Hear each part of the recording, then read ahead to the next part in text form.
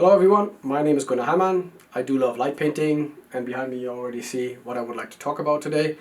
Anyhow, some of you seen some of my pictures, and some of you already asked me how did you do that and how do you do this, and sometimes they ask me where are your tutorial videos, and there are none. So this shall be the first one, and since I love the Eric Perret learning group, I want to share my experience as well and my ideas, my techniques with you.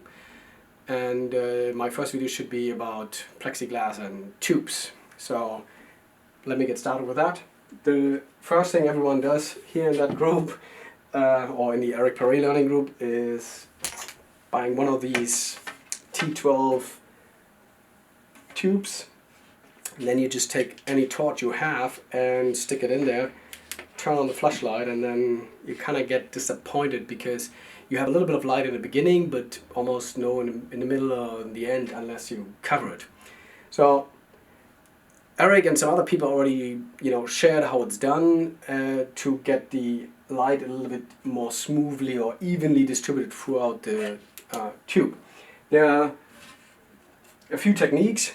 One is to put some parchment paper in it, and even the cheap flashlight gets you a better effect. But one thing you can do is you can actually use a focusable or more powerful flashlight. Here's a bigger one, and you can actually change the distribution of the light throughout the tube, more equally distributed. Same applies for shorter tubes, even with the parchment paper in it. So if you have the standard setting, the light is not evenly distributed. But as soon as you be able to focus a torch, hold on, so you can focus a torch, you see you change the distribution of the light. Even for a short one, the effect can actually be quite dramatic. See that?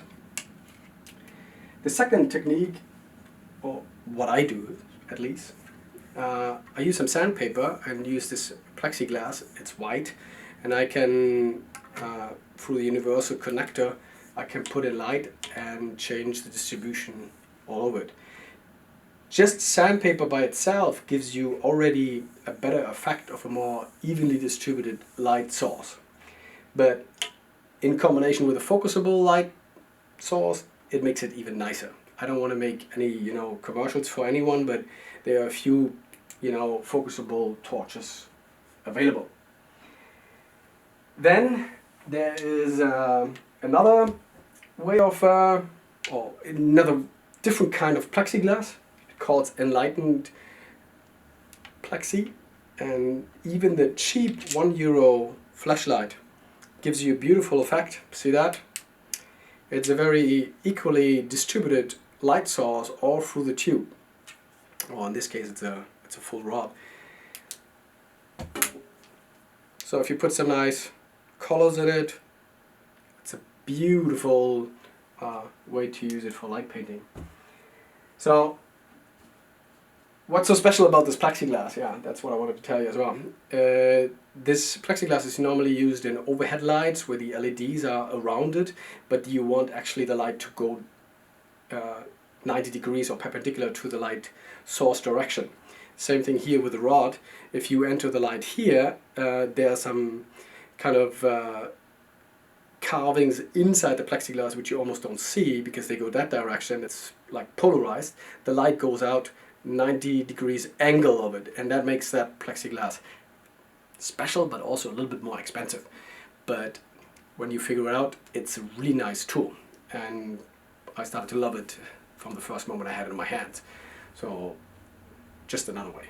I will type in a few hints to Google it, and maybe you can figure out in your local market where to get it. Okay? Well, I hope this short video helps you a little bit. If you have more questions, comment, like, whatever you do, and I'm always happy to answer your question. Just if you see some photos of mine, ask. Okay? Thank you very much. Thanks for your attention.